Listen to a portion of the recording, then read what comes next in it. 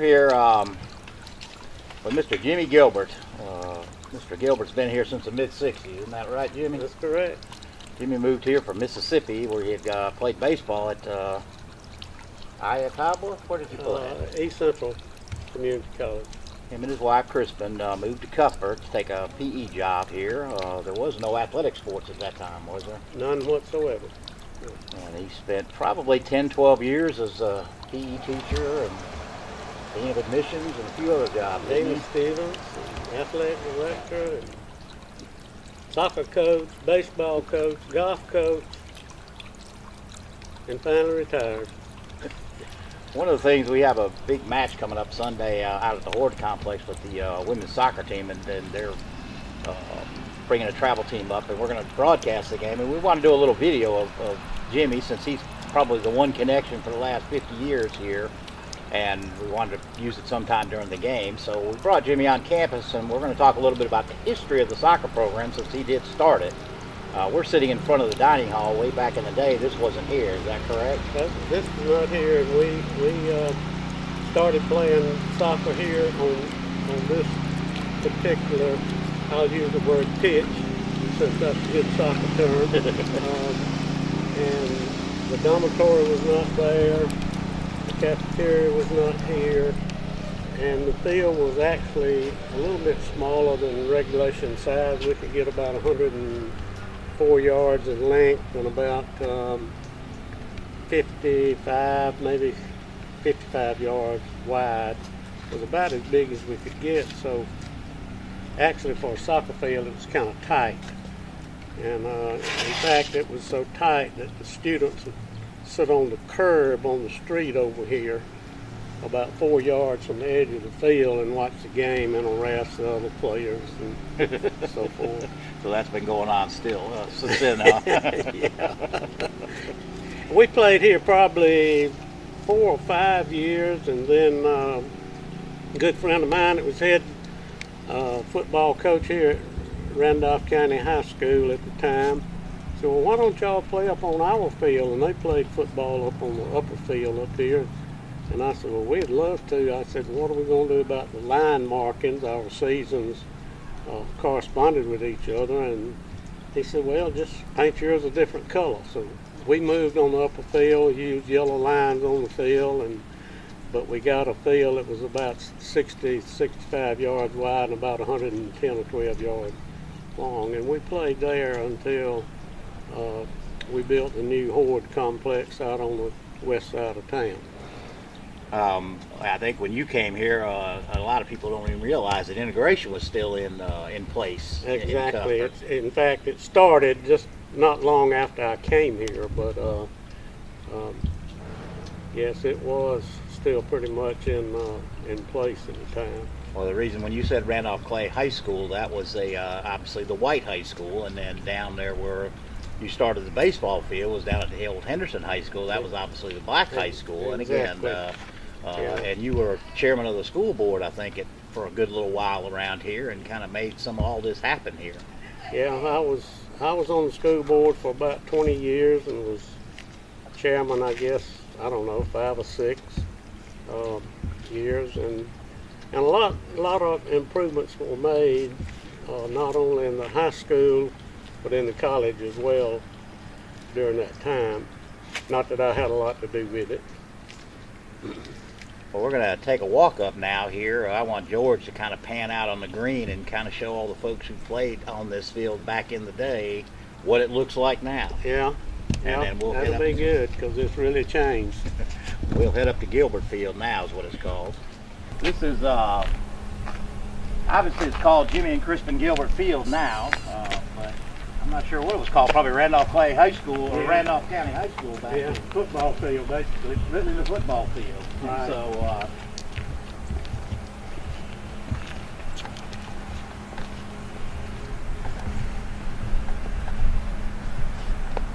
now when I came here in 91, 92, we were still playing out here. Right.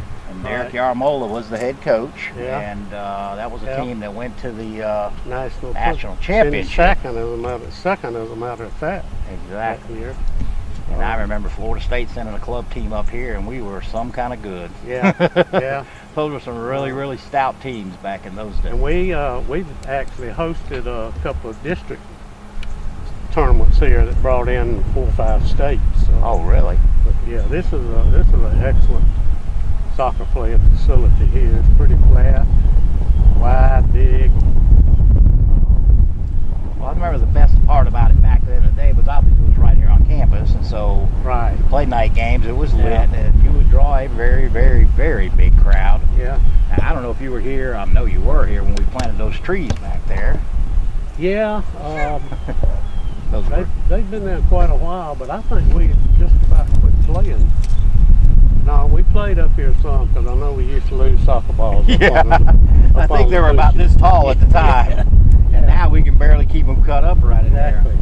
Let's head out over here. I want to show everybody. This is one of the marvels of this field, and one of the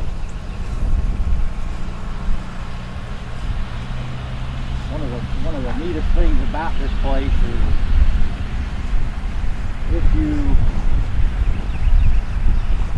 if you go here, you'll see something that you'll see down on at the old baseball field. All right. Yeah, and that's these here bleachers over here, and they have been here for how long? They've been here a long time. Yeah. We probably built these in mid-'80s, probably. And I want to say you and your son built them, didn't you? Pretty much, yeah. I think maybe we may have gotten somebody to lay the blocks for us, but we put on all the boards and all the railings, and of course we put new lights on this field along about that time too, and he and I wired all the lights. I did not know that. While they were down on the ground. Oh. Yeah, I can't blame you there. Then George Fowler came in and just closed and focused something first one thing in there. And like I said, I came here in 90 or 91, and it's 2015, and every now and then we'll play a night game over here, and they still fill up these bleachers over here. Yeah. So, one thing to be said about good construction, and I'm not sure we've ever changed the boards probably or whatever. I don't know if they have any kind of thing. I think they put treated boards on it, and maybe some boards have been added, but I don't know if they've been changed. Well, like I said, this is part of it, and a lot of classes played out here, didn't they? Yeah. A lot of years out Yeah. here. Yeah. And I want George to, kind of pan the field here in a second. Again, we're trying to get as many people who used to play out here back to following the Andrew College Digital Network, and Yeah. now they don't have to come to Cuthbert. They can watch the games. And, here shortly, we're going to go out to the newest addition to the athletic program, the Ford Complex. But this field was dedicated in 2007, again, to Jimmy and his wife Crispin Gilbert, and it's been Gilbert Field since then. Probably was Gilbert Field before then. They just decided to make it. We spent a few hours up here, both of us. Yeah, I'm sure y'all did. And like I said, it's something that'll last for as long as the college is going to last, and that's another reason why we wanted to make sure we documented all this kind of stuff. And again, as the seasons go on, or as the year goes on, we're going to go down to the old baseball field and shoot some footage out there. We're going to go out to the old rec department.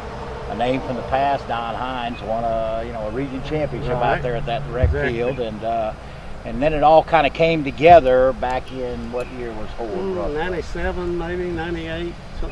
We got a nice gift from somebody, and we decided that we would consolidate all the fields. I guess at one point you were the athletic director, and were there when they first moved the first shovel of dirt out there, and that was some process. And probably the last one. Yeah. We had a former student that donated it to Bob Horde, who was a student here in '74, I think, and he and his dad, who he worked for, gave the money for that and for some other improvements on campus as well. Right. Not just that improvement too, but they were a big financial supporter. Well, Well, obviously the Horde Complex is about a half a mile west of the campus, and Yeah.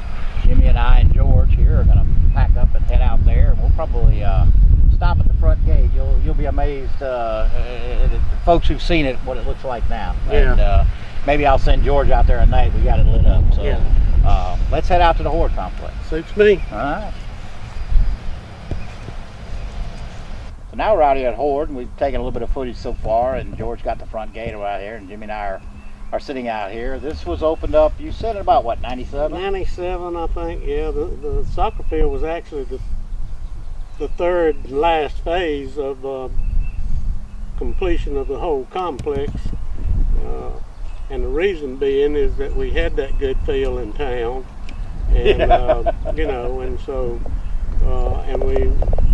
the baseball coach at the time was pretty adamant about playing the first game out here instead of the other locations.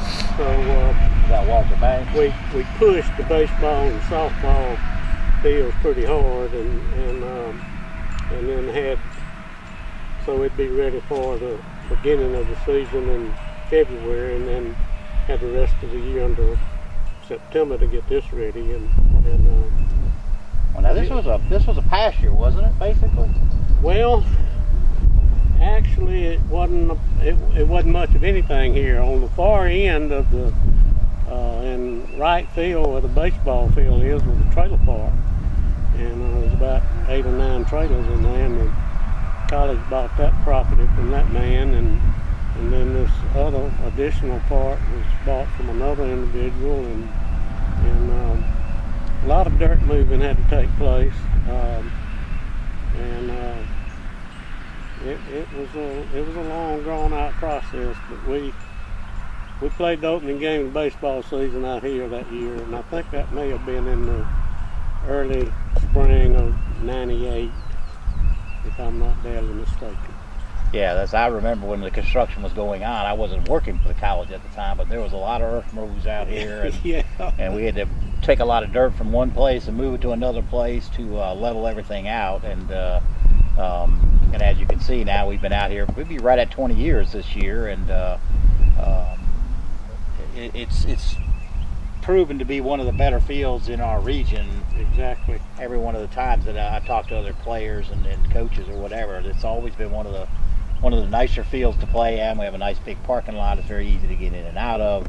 And now that we're going to try and start broadcasting games, I think Mr. Corey, our women's coach, has quite a few South Florida girls on his team. And of course, Tuesday games, 3 o'clock, and always easy to get in there. So we're going to be able to broadcast the things on the YouTube channel on the Andrew College Digital Network, and that was another reason why we wanted to bring this in. Again, you were a baseball player in here in your college days. Do you remember why they chose soccer as the first sport? Actually, there was a guy that came in here as dean of students in 1973, I think, and he had played soccer in college. I can't remember where right now. And he wanted to start a soccer program, and he basically just picked up kids on campus and that year, and then he had some health problems and had to leave, and the president came to me and he said, I want to keep the soccer program going, and I want you to do it. And I knew as much about soccer as I do about women's lacrosse right now, and so but I did take it over, and after that first year we went 0-10 and scored 1 goal, and that was a deflection into the other team's goal for a point for them.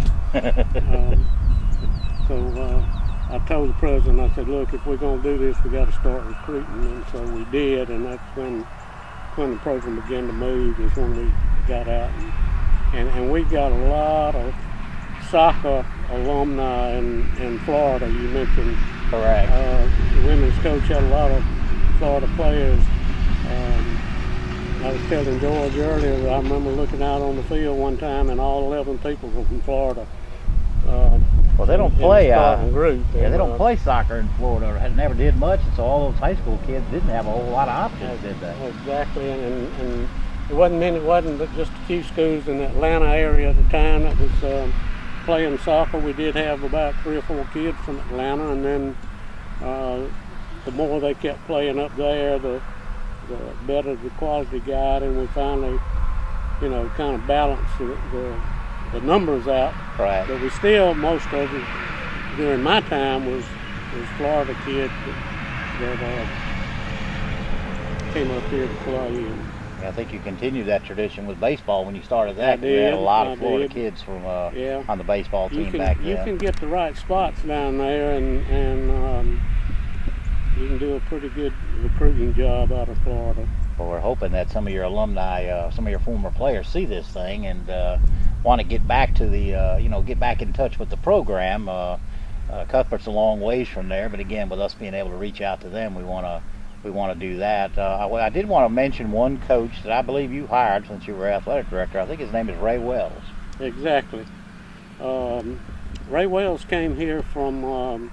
He was at Georgia Southern at the time, and he did an absolutely tremendous job with the soccer program. And along about a year after he'd been here, we started the women's program up. And he had a friend that played professional soccer down in Florida, Mark Swartz, that came in and started the women's program back then too. But Ray left and went to Lindsey Wilson, and is probably one of the more renowned soccer coaches in the country, because he's won quite a few national championships up at Lindsey Wilson and done a fantastic job up there. And he's a big asset for us. Well, like I said, you can say you knew him when. I remember Chris been telling some stories about Ray Wells and from around town, around in here. But I don't know enough about it. But he's an NAI powerhouse up there, and basically they are in contention for the national championship every year. Every year. And obviously he started down here, and we're going to make sure he gets a copy of this so that he'll know what's going on down here. Yeah. After that, when I came in here, Derek Yarmola was the head coach, and that year we had a phenomenal year, and they ended up making it all the way to the national championship game. Finished second in the nation, sure did. And I think he had a good program. I think the leading goal scorer in the nation that year ended up getting food poisoning the night before the championship game, and I think we ended up losing maybe 2-1, 3-2 or whatever. But that was a phenomenal year. We had some good years in between, in through there, and then of course we made the transition out to here. You retired in 2007. 2006. I'm sorry. But you've always come around and maintained a presence around here. And obviously in 50 years, you know what I mean, you a lot of things happen, and but as far as your soccer stuff goes, I mean, sometimes championships are nice, but certain people, certain times, certain things stick out to you, and I didn't know if you just wanted to, if something stuck out kind of special to you that said, oh, this is something that is something I really, I'm really proud of. I guess the one thing that really sticks out in my mind is the first year we ever went to the national tournament when Ray Wells was here, and we went up to Trenton, New Jersey, I believe, somewhere up in that area, and we got off the bus that first morning to play our first match, and it was raining unbelievably hard. And I remember out in front of the goal there was probably a 30 by 40 water hose in front of the goal, and the guys would kick the ball and hit that water and die. and we ended up winning that first game in overtime, I believe, and went on and finished, I think, about fifth in the nation that year. But that was one unbelievable event that I remember. And I know if Ray was around and could talk about it, he remembered it quite well too. Well, like I say, we're going to try and make sure we send him this video so that he'll be able to talk about that.